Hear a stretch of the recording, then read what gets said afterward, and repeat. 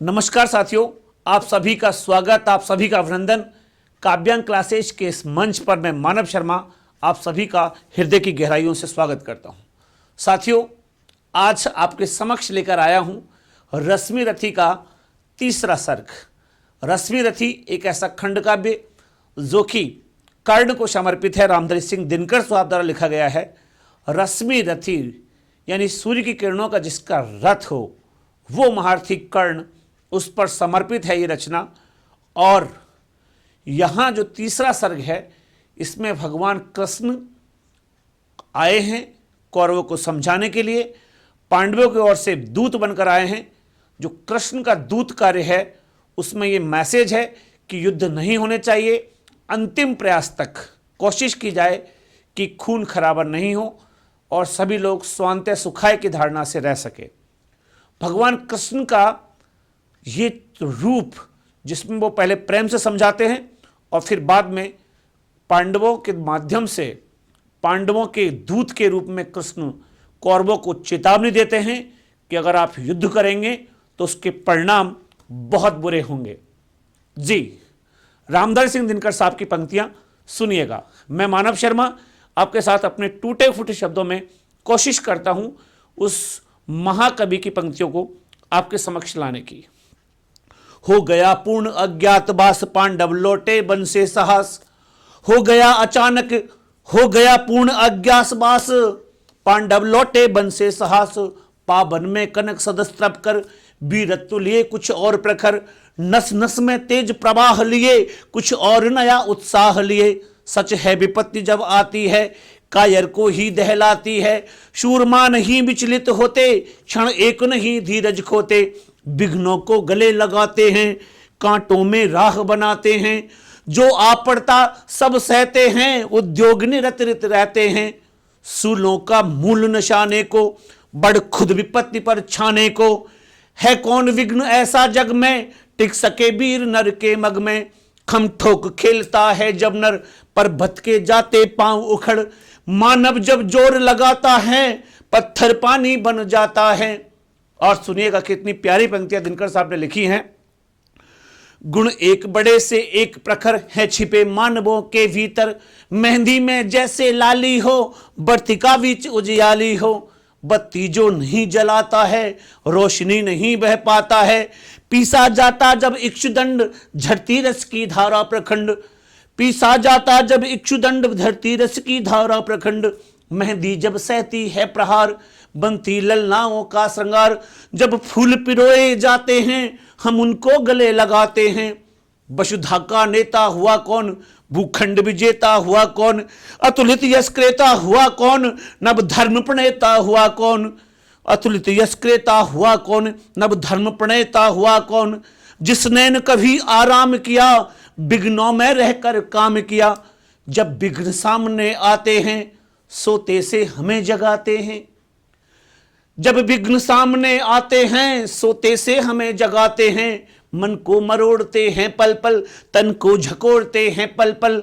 सतपथ की ओर लगा कर ही, जाते हैं हमें जगा कर ही।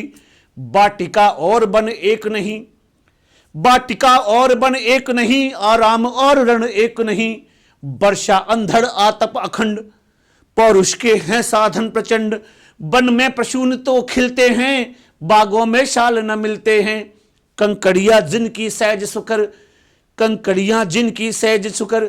छाया देता केवल अंबर, विपदाएं दूध पिलाती हैं। लोरी आंधियां सुनाती है। जो लाक्षागृह में जलते हैं, लाक्षागृह लाख का ग्रह, जो लाक्षागृह में जलते हैं वो ही शूरमा निकलते हैं। जैसे कि पांडव जले थे। बढ़कर विपत्तियों पर छाजा, मेरे किशोर मेरे ताजा। जीवन का रस छिन जाने दे, तन को पत्थर बन जाने दे। तू स्वयं तेज भयकारी है, क्या कर सकती चिंगारी है। वर्षों तक वन में घूम घूम, बाधा विघ्नों को चूम चूम। से धूप घाम पानी पत्थर, पांडव आए कुछ और निखर। सौभाग्य न सब दिन सोता है, देखें आगे क्या होता है। मैत्री की राह बताने को। और अब मैं बता रहा हूं कि कृष्ण का दूत कार्य कैसे स्टार्ट हुआ। मैत्री की राह बताने को, सबको सुमार्ग पर लाने को, दुर्योधन को समझाने को, भीषण विध्वंस बचाने को भगवान हस्तिनापुर आए, पांडव का संदेशा लाए। दो न्याय अगर तो आधा दो, दो न्याय अगर तो आधा दो, पर उसमें भी कोई बाधा हो तो दे दो केवल 5 ग्राम, रखो अपनी धरती तमाम, हम वही खुशी से खाएंगे, परिजन पर असी न उठाएंगे। भगवान ने कहा कि 5 गांव दे दो बस पांडवों के लिए। हक तो यह है कि महाराजा पांडु की संतान होने का आधा हक है, लेकिन केवल 5 गांव दे दो, हम वही खुशी से खाएंगे, अपनों पर असी न उठाएंगे। असी मतलब तलवार, तलवार नहीं उठाएंगे क्योंकि भाई हो। दुर्योधन बह भी दे न सका, मना कर दिया दुर्योधन ने, कहा सूचते नैव दास्यामि न तो युद्धेन कौशवा, बिना युद्ध के सुई के नोक के बराबर जमीन निदू केशव।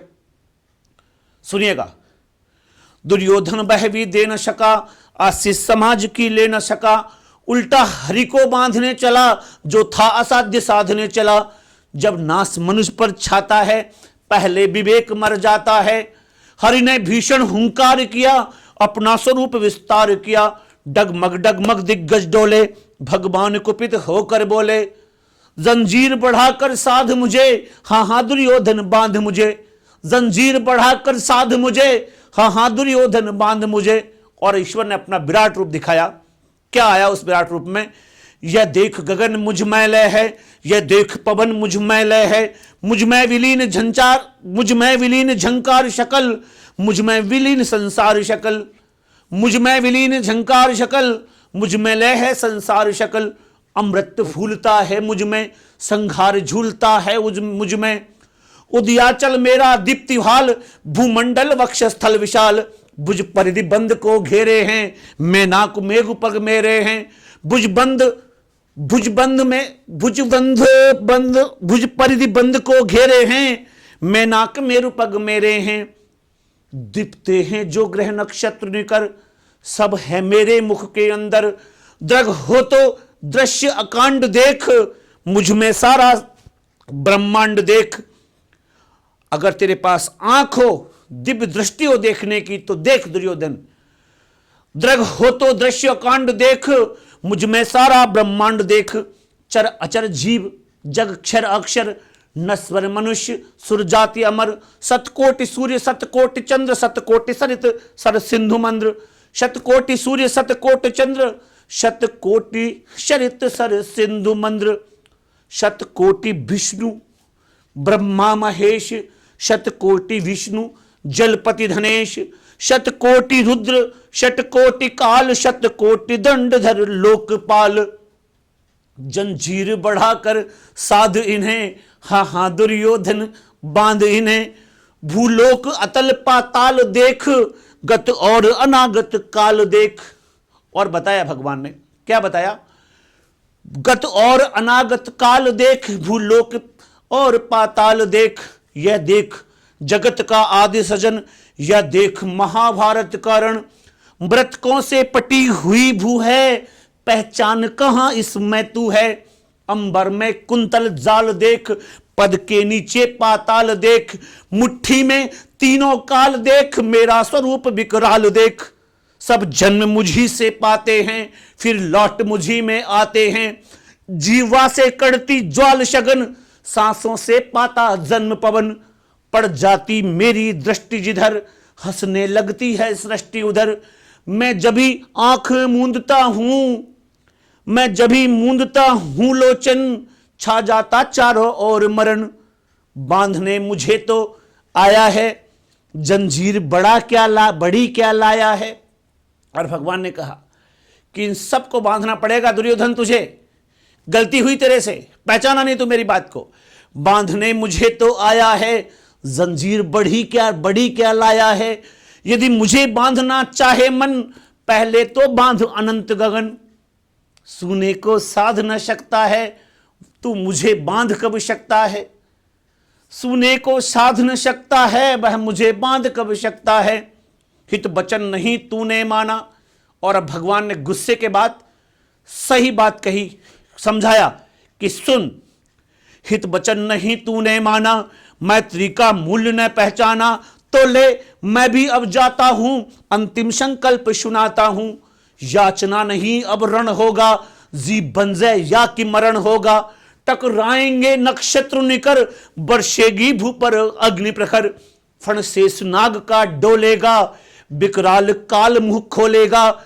दुर्योधन रण ऐसा होगा, फिर कभी नहीं वैसा होगा। भाई पर भाई टूटेंगे। और सुन, उस रण में क्या होगा, किस तरह भाई इस पे भाई आक्रमण करेगा। सुन सुन दुर्योधन सुन। भाई पर भाई टूटेंगे, विष बाण बूंद से छूटेंगे। बाह्य श्रृगाल सुख लूटेंगे, सौभाग्य मनुज के फूटेंगे। आखिर तू भूसा ही होगा, आखिर तू भूसा ही होगा, पर हिंसा का दाई होगा।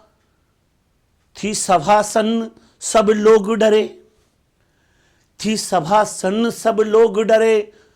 चुप थे या थे बेहोश पड़े, थी सभा सन्न सब लोग डरे। चुप थे या थे बेहोश पड़े, केवल दो नर न अघाते थे। धृतराष्ट्र विदुर सुख पाते थे, कर जोड़ खड़े प्रमुदित निर्भय। दोनों पुकारते थे जय जय, कर जोड़ खड़े प्रमुदित निर्भय। दोनों पुकारते थे जय जय, दोनों पुकारते थे जय जय, दोनों पुकारते थे जय जय। थैंक यू, बहुत धन्यवाद आपका कि आपने